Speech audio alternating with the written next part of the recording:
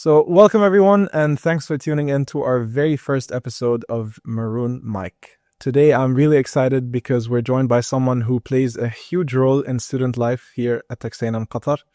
She is a familiar face to all of us. She's a mentor to all our student leaders here at TAMUQ, and someone whose office is like basically the heartbeat of student organizations on campus. So, please welcome Miss Sabina. Oh, thank you. First of all, introduce yourself, tell us who you are, and give us a background about who you are, where you come from, and then we'll dive into your journey to Texas A&M Qatar. Awesome. So I've been in Qatar for about 12 years now. I was working in Japan at the United Nations University before I came here. It was my first time in Qatar at that time. So I joined Qatar Foundation, which was kind of transferring that department that I joined to HBKU. And so I was part of HBKU for 5 years before I joined Texas A&M in 2018. So I've been here since then. I'm originally from the Kyrgyz Republic, which is a Central Asian country of about 7 million people. It's a small country, nomadic traditions, lots of beautiful nature, wild nature, things like that. But I've been living outside of my country, I would say, for about maybe 20 years. So I've only worked in my country for about 4 years max, I think. And so all of my career has been in student affairs, / higher education, / university administration. And I really love this field because this is all I know how to do. B, I think there's something special about young people, and I feel very passionate about working with young people because I can use my experiences and impart what I know and what I've learned throughout life, personally and also professionally to young people so that it helps them maybe avoid some of the mistakes I've made, for example, as a person or as a professional. Maybe my experiences will help them find the motivation they're looking for, like for their future career, build skills, things like that. So, and I think personally, I'm just interested in learning about how young people develop. And that's why I went into the field of student affairs, actually, particularly studying student development for my master's. And I'm so glad I ended up in this field because nothing else would make me so happy as working with students and just seeing their smiles, even their struggles. I think it's just so inspirational for me because it means there's room for me to work harder and help them with whatever they're going through. Yep, I think I can speak on behalf of the whole student body that we are very happy to have you here. Yes, it's my pleasure. And before we delve into the Texas stuff, I want to touch on a point that you just said. So you have been here for many, many years. You said you haven't been home for many years. So is Qatar your home? Or how is your relationship with the country? Like, I mean, you've been here for a long time, but you've also been around. So what do you think about that? I feel my home is home. Definitely. It's where my family is. I have my mother. She has a really interesting story. I'm very proud of her. And then I have my 2 sisters and 3 nieces. So my sisters are married and they have their families, and I have 3 nieces. And of course, back home is definitely my first home. But I think because of how long I've been living in Qatar, for me, Qatar has become my home, my personal home. And I don't have my roots here culturally, but I feel this place is so special for me. And I think this feeling is shared by most people. I'm pretty sure by most residents. Because I think Qatari people have been pretty generous with their country, like the way they are welcoming to us and accommodating. And I think that's something that I really appreciate. I think the only sad thing for me is that I don't get to learn about the Qatari culture as much as I would love to, or be integrated as much as I would love to, because they have beautiful culture and amazing traditions. I get to learn about them through our students here, Qatari students, a little bit. So yeah, I guess I would say my home is here for now. And I do plan to continue making Qatar my home. Let's see. Yeah, I think a lot of people, like you said, I mean, even myself, like I came here in 2012 or 2011-ish. And for the first few years, I was like, no, like Germany is my home. I wasn't even like in tune with my whole Palestinian side, because I was born and raised in Germany. I came here and then, I started getting to know people. There's a lot of Arabs around me. There's a lot of Palestinians around me, Qataris. And I was like, okay, like there's a whole new side to my story that I haven't discovered yet. And now when people ask me, I'm proudly Palestinian. And Qatar is my home. As of now, Qatar is my home, and I'm hoping that it stays my home for many, many more years. But yeah, I think it's something that a lot of people feel I would say there was probably a few periods of time throughout these, 12 years I've been here that I had maybe a little bit of an identity crisis. And I'm pretty sure like all the third culture kids experience this. I can tell you. Right? And because you're confused, we're like, okay, my roots are not from here, yet I'm living here and I'm kind of integrated here. So I don't know how I feel. Because when you go home, you feel like you're a tourist. Like now they treat you like that. Yeah. Because you're not living there, and the day-to-day life is not familiar to you when you're back home. But when I think about it, sometimes it doesn't scare me, but sometimes it makes me feel a bit anxious. So at some point, I will have to go home, move back at some point. When I do, that will be like 25, 30 years of not living, in my home country. And then the adaptation back to your... It's a big change. It's going to be a big change. So sometimes, I have a little bit of kind of maybe... not a concern necessarily, but a bit of an uneasy feeling about that. But, home is home, and stay we have to do it at some point. Yeah. I think one point that a lot of people might agree with is that besides the location, I think people make home too. And especially, Anna, for me, here at Texas A&M, I was never planning on staying here in Qatar before I came here. Like that was sort of the years of, changing my understanding of the country and my respect for the country. I came to Texas A&M Qatar, and I found a community that is what I now consider my home. Like all my friends are here. My family is even connected to this culture of Texas A&M and Qatar. So I think maybe that makes it easier, or it makes you sort of forget about the hardness of it or the difficulty of maybe this integration that you're trying to do with a culture that maybe initially wasn't one that you're most familiar with.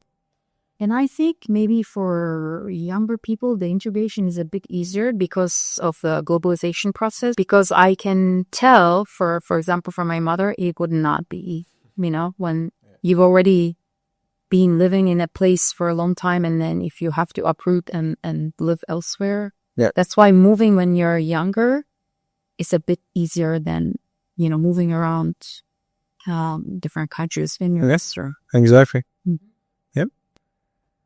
Shifting topics a bit, okay? I mean, this is still a TAMUQ podcast, so we're going to have to talk about the uni at some point.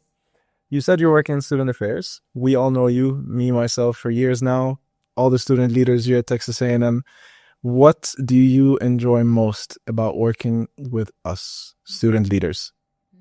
Is there anything particular? Is it just a general thing? Yeah. There are days... I should say there are nights when I go to sleep and I can't sleep. And that is because I get so excited about some things.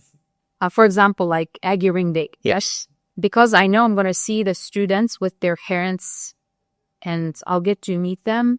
Like these kind of nights, I don't get, good quality sleep because I'm thinking about this and I'm excited. And then I get, all worked up because I'm just like, oh, I'm going to see their parents and my families tomorrow. I'm going to meet their 25 cousins. It's very exciting. So I would say definitely these kind of like big events make me feel excited. But on a daily basis, I do look forward to coming to work every day. And that is because, you know, even if it's one student whom I help, for me, that's such a big thing because I just feel my maybe mission as an educator is to just help students find their way, you know, like whatever they're going through, whatever they're dealing with, just help them find their way. Yeah, it's not just academic. It's like it's personal. more holistic, definitely. And academics, I don't really deal with it very much, except for when students come to kind of process their maybe challenges they're going through, like with a professor or the course or, you know, group projects or research or whatever. I just help them kind of understand what's happening and maybe like determine what options they have, you know, for dealing with this or that issue. But I just feel maybe I should be here every day. And that's why like I don't feel very good when I miss work, you know, for my sick leave or, you know, if I have to travel or something. Like I'm always in the back of my mind thinking, oh, that person, you know, that student was going through this. I wonder how she's doing, or I wonder if my student staff had their exam today, or I wonder if the orgs came to get, I don't know, maybe the resources check out and they didn't find the student staff. And I just kind of worry about this almost every day, you know, and I think it just shows that students have become such an integral part of my life that I can't imagine not having students in me. Yes, you know, it's part of it now. Actually, sometimes I joke with students. They would be like, "Oh, Miss Sabina, like, what's going on in your life?" I'm like, "Guys, you know, there's nothing else is going on in my life except for Aggies." Besides you guys, yes, except for Aggies, and I think it's funny, but it's true. You know, I think since I, you know, started working at A&M, my life has just been like Aggie life. And that's great. I mean, that just means I'm enjoying my job. Exactly. It requires a lot of energy. It requires a lot of time. And there's a lot of moving pieces of the things I have to do every day that makes it so demanding. But despite this, when I see the students' faces, oh, it's amazing. You know, it's just such a great feeling. Like, I don't think I can describe it. Like, it's seeing your kids. Yeah. I mean, Aggie Ring Day was nice. I mean, I didn't expect it to be like this. I really enjoyed it. Yeah. Just everyone, especially after, like once we got our rings, and I think my mom was with me, and I drove her there, and she kept telling me, Hassan, yalla, khallasna, like we need to go home. I'm like, Mama, I'm enjoying myself here. Yes. Just, you know, let me appreciate this moment. Yes. And just seeing all my friends there, everyone was taking pictures together. It's an amazing experience. And I think it's going to become even more important for us as a Aggie community and for you guys as a student community specifically you have to find a way to enjoy each other more, enjoy these special moments, you know, because we're not going to have too many of them. Yeah.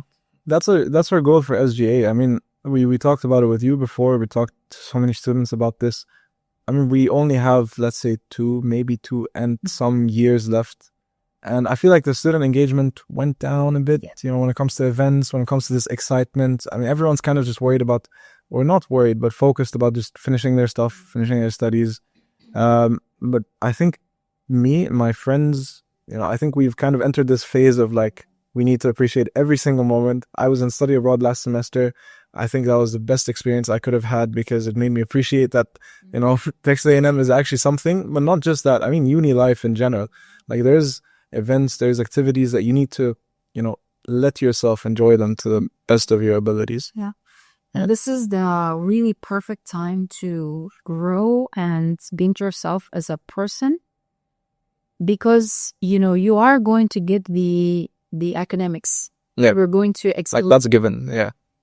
Yes, exactly. And you're going to build yourself professionally, but people rarely, I would say, purposefully do this kind of personal development unless they get the encouragement or help from elsewhere or the guidance or the mentorship. And I think that's why I'm very passionate about using, for example, student leadership, i.e. student organizations, in helping Aggies understand that involvement really, really helps them grow personally. It really aids in their overall development as a human. Yeah. And that's very, very important because in life, I think you need to learn to have enough stamina, perseverance, find the way to, enjoy the happy moments, which are going to come, your way a lot, but also they're going to be a lot of challenges in life. Yeah. So how do you get out all these skills from your university experience unless you're purposely doing that?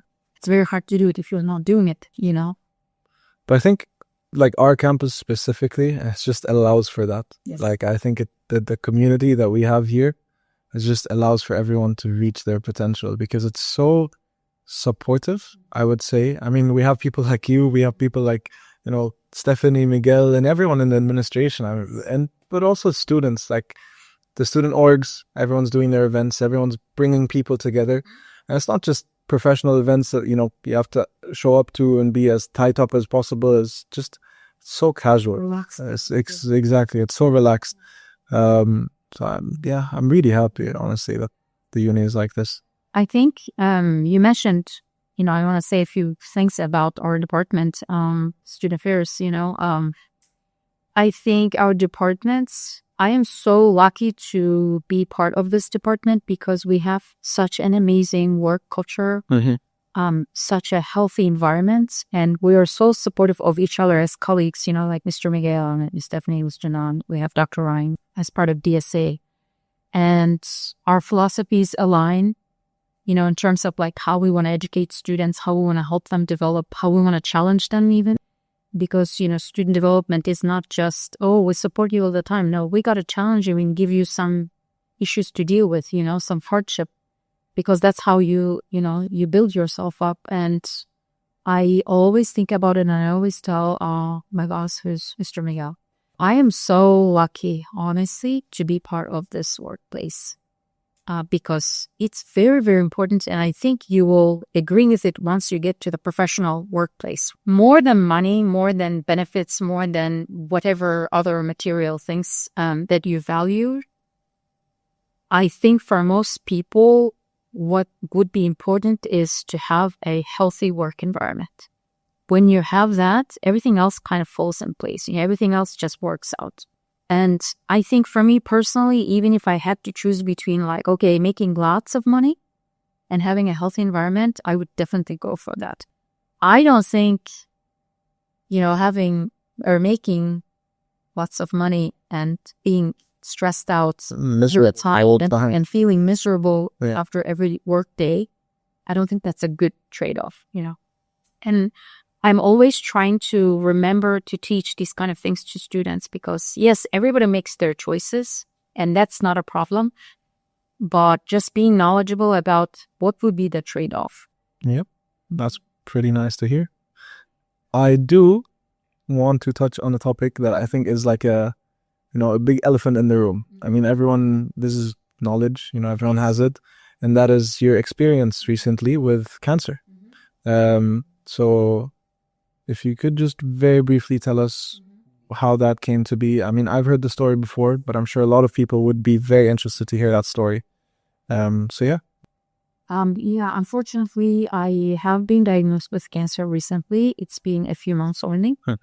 And I'm very kind of open about because I want to use my experience to benefit students. Again, I want to use this experience to help them understand some things about how they can be attentive to their health, how they can take care of themselves in a way that, will help them sustain their healthy lifestyle later on when they're in their 30s, 40s. And so that they don't have to deal with what I'm dealing with right now, because I can tell you that dealing with cancer and going through the treatment is, it's not fun. Yes, first of all, it's not fun. It's not fun also physically, mentally, especially physically. I think the mental part, I can deal with it because I'm very, very strong emotionally and mentally speaking. Just because I've been through so much hardship in life, since my childhood, I've been through so much hardship. I'm used to dealing with challenges in life, and it doesn't really I guess, make me feel bad about dealing with hardship. But I guess I've just never dealt with this kind of hardship before. And I wasn't ready because I've always been a very healthy person. I've always taken care of myself. And the one thing that I didn't mention in the beginning is I grew up as a nomad, back home in Kyrgyzstan. And being a nomad means we lived in the mountains. So I lived in the mountains with my grandparents, my paternal grandparents. And it was such a beautiful environment. First, you're living in the mountains where you have, rivers flow, and you go into the forest, and here's the forest dirt. It's very healthy. We also didn't produce any trash, and whatever we use, we would reuse or find a way to do something else with it, right? Yeah. And I never saw, for example, plastic bags growing up. And plastic bags came maybe like early 2000s. Yeah. And this was just recent. It was a very recent thing for us. And I think just my nomadic past allowed me to live a very healthy lifestyle. And that's why I did not experience any kind of sickness. Yeah. I think max, it was like COVID. I had COVID, and then here and there I would have the flu, and that's it. And then here we are in 2025. I get diagnosed with cancer, breast cancer. And it's a very, very scary thing to go through, especially considering I'm alone here by myself. So I don't have my family here. And that's another kind of layer to it, I guess, when you're experiencing it and going through such a big thing in your life by yourself. I have friends, definitely, very close friends, and I have great colleagues, and they're always, ready to help me. But having your family is a completely different feel. Yeah, of course. Completely different thing. I guess that's my only kind of challenge right now dealing with cancer. But I do want to use this experience to help students understand the importance of health. Because, I talked about it in the summit, and I mentioned health comes from healthy living. Exactly. And in my case, still it resulted, even my healthy lifestyle resulted in cancer, unfortunately. I have reasons for it, for my cancer. And some of it can be like a bit controversial because some people don't believe in, some reasons for cancer, obviously. So I won't go too much into that, but definitely my message to students, because I do want to use this platform to share my experience, would be it's extremely, extremely important to take care of yourselves mentally and physically. And when doing so, your daily habits matter more than anything else. Exactly. Yep. Whatever you do daily, for example, you wake up, you're on your phone, that's a habit. Yeah. Or you wake up, you get outside, to see the sun and, help your body adjust to the circadian rhythm. That's a habit, for example, right? You get out and you drink your coffee first thing in the morning. That's a habit. So whatever you do on a daily basis is going to result in something either good or bad. And that's going to be later on, because right now you're young, you're in your early 20s. You don't really have a reason for your body not to be strong. Yeah. But later on, it does result in something.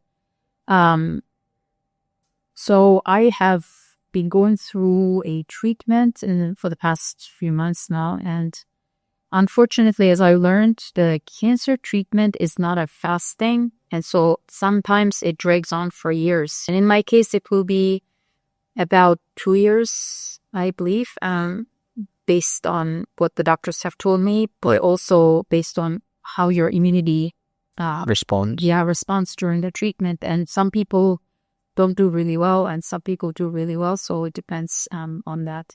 I have been okay for the most part. I think the only thing I'm afraid of is physical pain. I've never been very good with just dealing with physical pain, like mental and emotional, I'm okay with it.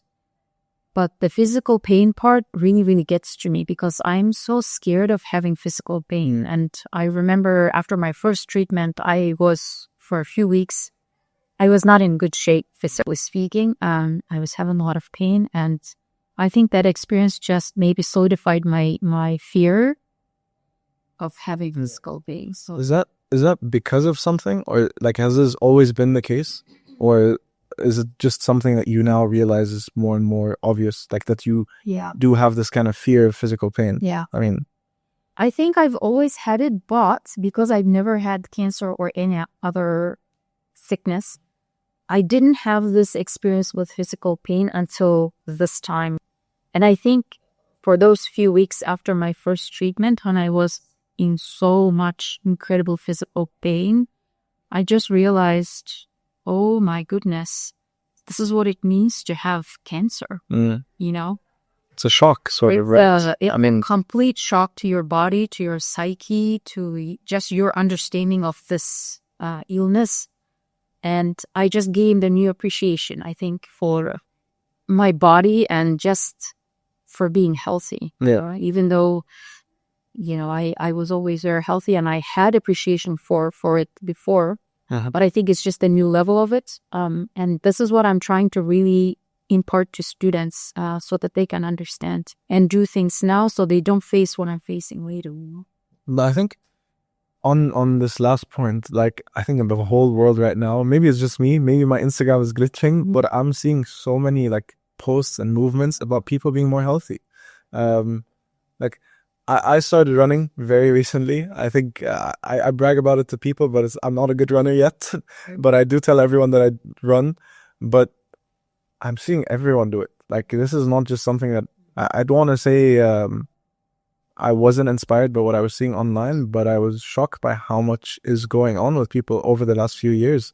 Like all of my friends, we talked about this many times, and I'm seeing so many, I watch a lot, I listen to a lot of podcasts too, and there's so many people like celebrities and whatnot that have never spoken about these things, and now they're like, the importance of health is way undermined. Yes. And I'm so happy to see that because I think in the information is more accessible now. Because, before, like, for example, even in my time when I was a student, I didn't have this kind of access to information. So I'm pretty sure I missed out on a lot of learning in that way. I think all of my learning about how to take care of myself came from my nomadic roots. I was it. Yeah. I did not know anything else, And even that helped me a lot, of course, throughout life.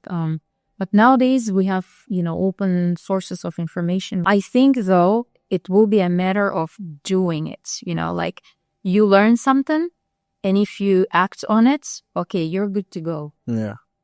But if you know what you need to do, talking the talk, so I don't think that's helpful when it comes to your health. So I think this would be my priority this year, especially like I want to help students understand they have to take action. They cannot just learn and then stop there. They have to continue doing something so they can help themselves.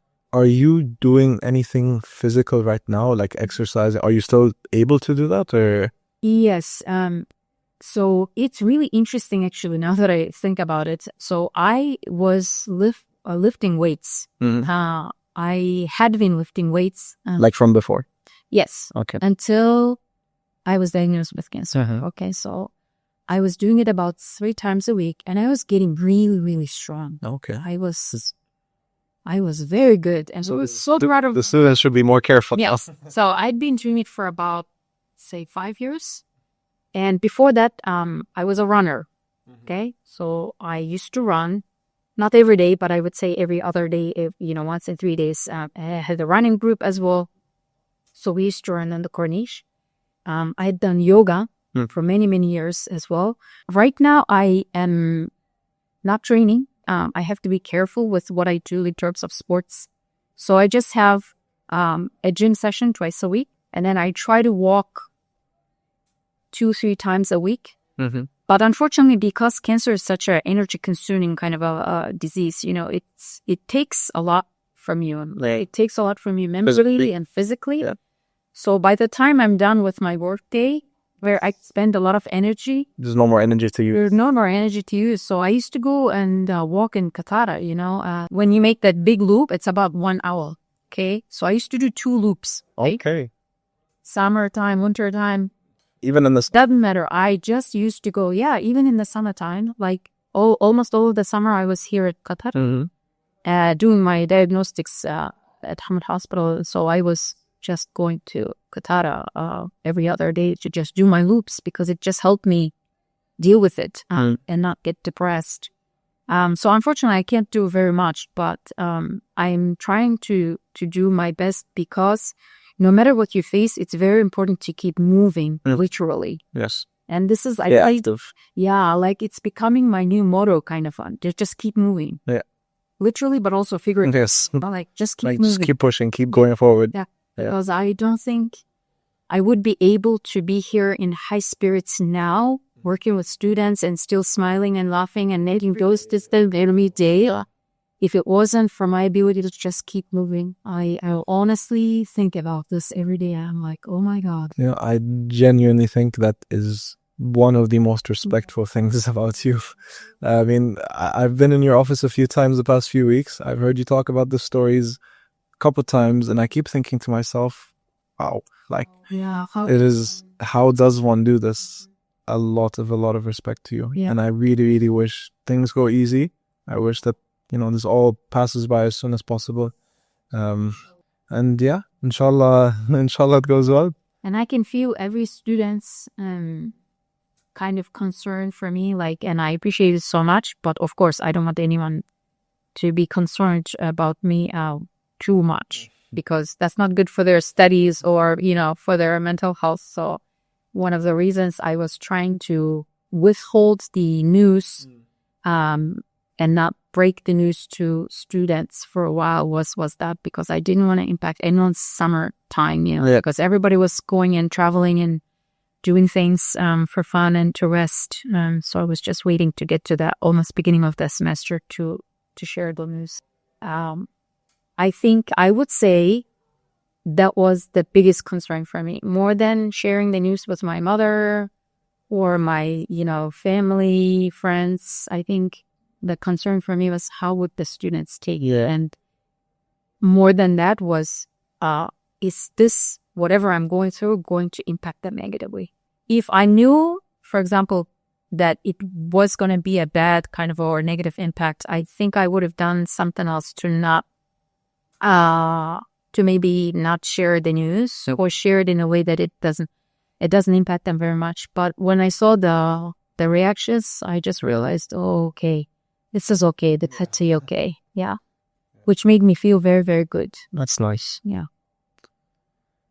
Well, I mean, I think that takes us towards the end of today. But before I let you go back to doing whatever student affairs work you do, it's already 3 p.m., but the day is young. I want to give you a couple of rapid fire questions. These have been thought of by the SGA board. Okay, so these are directed towards you. I hope I have enough brain matter. These are very simple. After all my treatments. These are very simple. Okay. We need 3-second answers. It's going to be rapid fire. Number 1, if you could describe Texas A&M University Qatar students in 3 words, what would they be? Funny, ridiculously funny, and respectful. Okay, that's a fair one. I'll take that. What originally brought you into student affairs? One thing. Bad student affairs administrators I had bad student affairs. Fair enough. Well, you made it better. I can tell you that. Okay, do you have a favorite TAMUQ tradition or event? That would be Skirt Thursday. I love chasing students and catching them if they, when they wear their maroon or not. So guys, Thursday, wear your maroon because you might get cookies. Miss Sabina. Miss Sabina doesn't just give out cookies, but that is one of the good things she does. What is something students would be surprised to know about you besides the ballet? Okay. I've lived in 4 countries now. So I've lived in the US, I've lived in Afghanistan and Japan. I've traveled. Yes, I lived in Japan. I was living in Japan before I came. And I've traveled to about 30 countries. But I don't travel very much just because, there's not a lot of opportunity for me to do that. Yeah. I like to go home and be a nomad for the summer. Makes sense. Yes. Last thing, you touched on this in one sentence. What is the advice that you want to give to our students here at Texas A&M? Okay. That would be have meaning in your everyday life. Like pursue meaning, do things with meaning. You can definitely have fun and everything, but meaning is more important. Like even we are mundane things. That is very nicely said. And with that, we wrap up our first episode of Maroon Mic. Yay! And I want to give a very, very, very big thank you to you, Miss Sabina, for letting me have you with us today, and for everything that you do to support us as students here at Texas A&M, everything that you do, for the university itself, for the student affairs department. And I'm not used to doing this, but thank you for listening to whoever's listening. As I said in the beginning, this podcast is all about highlighting the stories that we have here at Texas A&M, stories and experiences that make us Aggies so unique and so special, and what makes our community so nice.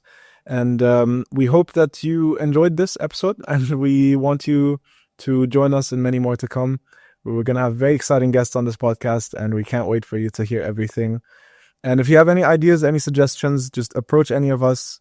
Approach me, approach the president, Naheen, Salah, any of the members in SGA. And I think with that, I want to say until next time. Yeah. And Gigam. Thanks. And thanks for tuning in. Awesome.